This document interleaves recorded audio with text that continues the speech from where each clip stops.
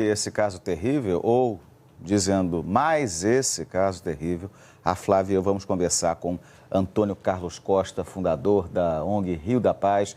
Antônio Carlos, bem-vindo ao especial de domingo. Tem um levantamento da própria Rio da Paz que mostra que a Eloá foi a 15ª criança morta por bala perdida em 2 anos no Rio de Janeiro. Qual a sua análise sobre a política de segurança pública que é feita, que é praticada no estado do Rio? Olha, muito obrigado pelo convite de poder tratar de um tema dessa magnitude. Não há nada mais urgente na nossa democracia. E isso em razão do fato de que a face mais hedionda da criminalidade no Brasil, a começar pelo Rio de Janeiro, é a morte dessas crianças pobres por bala perdida. O governo do estado do Rio de Janeiro simplesmente reedita o que tem sido feito há anos no nosso país, que faz parte da nossa cultura, usando os mesmos métodos. O método do capitão do mato, da ideia de que a força bruta dá conta da criminalidade no nosso país, jamais pensando em termos de ações profiláticas, que são capazes de fazer com que os seres humanos mantenham convívio harmonioso e pacífico. Nós não tomamos o caminho até hoje das nações livres e desenvolvidas, que investiram no combate à desigualdade de oportunidade de vida, que prepararam as suas polícias a fim de que essas, em suas ações, em vez de priorizarem a prisão e morte de bandidos, estabelecessem como meta precípua a preservação da vida de cidadãos inocentes, que pagam pelo que foi feito por aqueles que, de fato, vivem ao arrepio da lei. Nesse sentido, é importante enfatizarmos que nós não queremos, como movimento de direitos humanos, amarrar o braço da polícia. O que nós anelamos é por uma polícia cujo uso da força seja regulado pela razão, pela Declaração Universal dos Direitos Humanos, pelo respeito à santidade da vida. Agora, o triste é saber que temos essa espécie de política de segurança pública porque uma fração significativa da sociedade brasileira aplaude essa truculência, a barbárie, o abuso de autoridade. Não podemos nos esquecer que o atual governador sucedeu aquele com o qual trabalhava, que deu início à sua política de segurança pública simplesmente declarando que ela seria caracterizada pelo tiro na cabecinha. E por isso hoje nós amargamos esses números.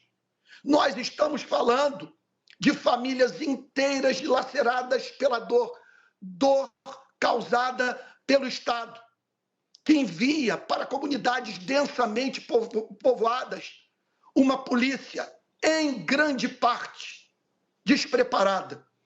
Como que você pode, na ânsia de prender ou matar o bandido, dar um tiro sem levar usando armamento de guerra, sem levar em consideração o fato de que em moradias precárias habitam seres humanos reais, entre os quais crianças. Essas mortes, olha só, desde que nós começamos o nosso movimento de defesa dos direitos humanos com foco em redução de homicídio no Rio de Janeiro, nós já contabilizamos mais de 100 mortes de meninos e meninas por bala perdida. Porque a cidade do Rio de Janeiro não para. Olha, o que eu passo a dizer é supra-ideológico. Não se trata de uma leitura da segurança pública enviesada, quer dizer, marcada por influência de ideologia política. O que eu estou dizendo é que a cidade não para, porque quem morre é pobre. São meninos e meninas negros e pardos, sabe? E que morrem dessa forma banal. E o Rio de Janeiro simplesmente se recusa a protestar contra essa barbárie perpetrada pelo próprio poder público.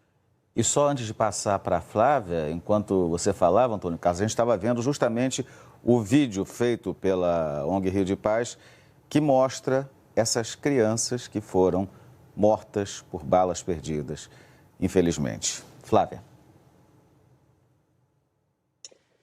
Boa noite, Antônio. Eu gostaria de lhe perguntar sobre o papel das demais instituições, né? A gente tem sublinhado muito o papel dessa política de segurança pública ancorada no confronto e no enfrentamento no varejo, né? Pouco investimento em inteligência para se descobrir ou para interromper a entrada de armas de guerra, como você mencionou, de drogas, para desidratar financeiramente as quadrilhas do crime organizado. Na quinta-feira passada, o presidente Lula aqui no Rio fez um discurso bastante forte e endereçado também ao Cláudio Castro, chamando a atenção para o despreparo, você também usou essa palavra, de policiais militares que atiram contra crianças, contra pessoas inocentes nas comunidades, mas também uma política de execução sumária de criminosos num país onde não há pena de morte. A minha pergunta é, qual você considera que seja o papel do governo federal em termos de coordenar, de assumir responsabilidades no enfrentamento ao crime organizado e do Ministério Público, que também não tem se ocupado da sua função de controle externo da polícia, e a gente observa isso com índices baixíssimos de resolução de homicídios, principalmente o que envolve as mortes decorrentes de operações policiais. MP e governo federal. Sim, excelente questão, Flávia. Flávia, para me livrar do pior governo da história do nosso país... Dia dos Pais Vivo, smartphones em até 12 vezes sem juros. Tem uma telona pra ver o time jogar e uma super câmera pra memórias guardar. A Vivo tem presentes que o seu pai vai adorar. Tudo que é tech tem na Vivo. Desde muito cedo, eu aprendi que 1 milésimo de segundo pode ser a diferença entre o banho de champanhe e o banho de água fria. Mas olha, nada como o tempo. Girei o mundo e muitas vezes fiquei longe de quem mais importava. Mas hoje meu tempo é ao lado dele. E todo dia eu digo, hoje sim. Viva no seu tempo. Eu votei no ex-presidente Lula, que essa semana no Rio de Janeiro fez ecoar a voz do pobre, do necessitado, do morador de favela, de pais que enterram filhos mortos por bala perdida em operações policiais que não têm a mínima razão de ser. Contudo, durante o governo Lula, os seus 2 mandatos iniciais, e o governo Dilma, durante 13 anos, cerca de 700 mil brasileiros foram assassinados, negros e pobres. E isso perante um governo que se apresentava como progressista, que jamais estabeleceu metas de redução de homicídio, nunca apresentou um cronograma do ponto de vista da implementação de políticas na área da segurança pública, um governo que prendeu em massa e da forma mais desumana possível, botando atrás das grades rapazes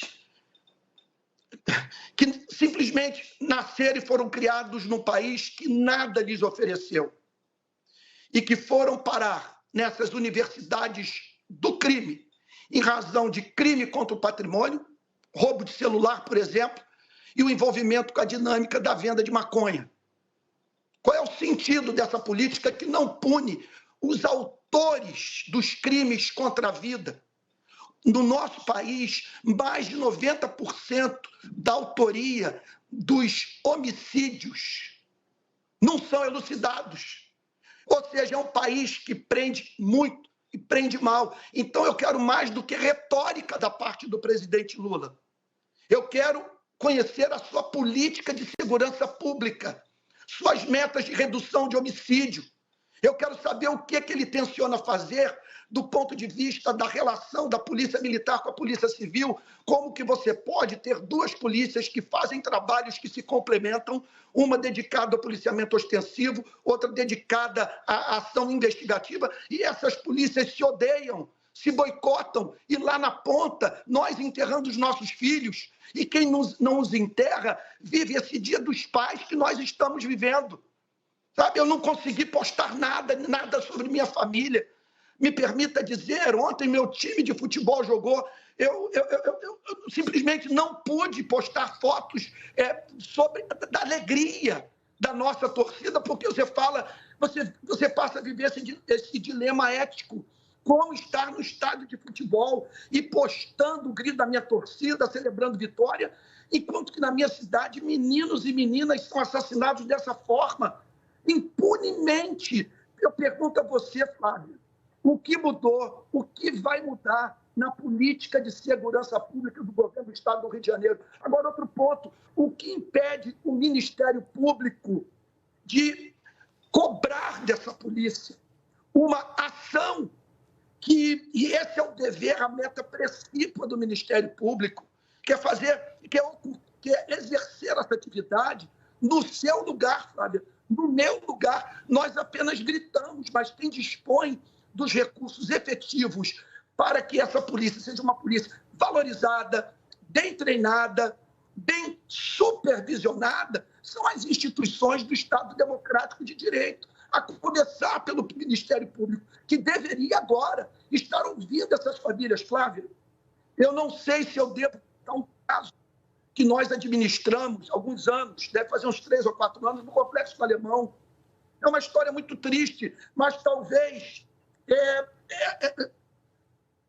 o que há de dramático nessa história careça de ser anunciado para a nossa nação, para que o povo brasileiro entenda o que está em curso e exerça pressão implacável sobre os governos estaduais e a União.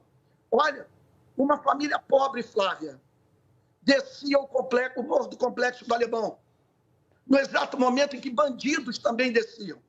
No sopé do morro, esses bandidos encontram a polícia militar. Inicia-se uma troca de tiro. Uma bala perdida atinge a cabeça de um menino de 2 anos, que era trazido num carrinho pela sua mãe e pela sua avó. A bala atinge sua cabeça, massa encefálica espalhada pelo chão da favela.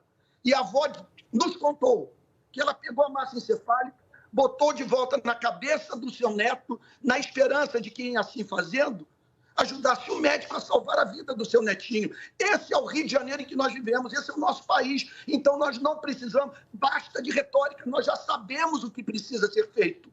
O que nós precisamos é de peito, de autonomia, para enfrentarmos esse problema histórico. São tem histórias... suas raízes, sem a mínima dúvida, dos 350 anos de escravidão da nossa pátria. São histórias realmente terríveis com que a gente é obrigado a lidar, mas inaceitáveis. Você tem toda a razão. Eu conversei com o Antônio Carlos Costa, fundador da ONG Rio de Paz. Antônio Carlos, obrigado por ter estado conosco no especial de domingo e boa noite.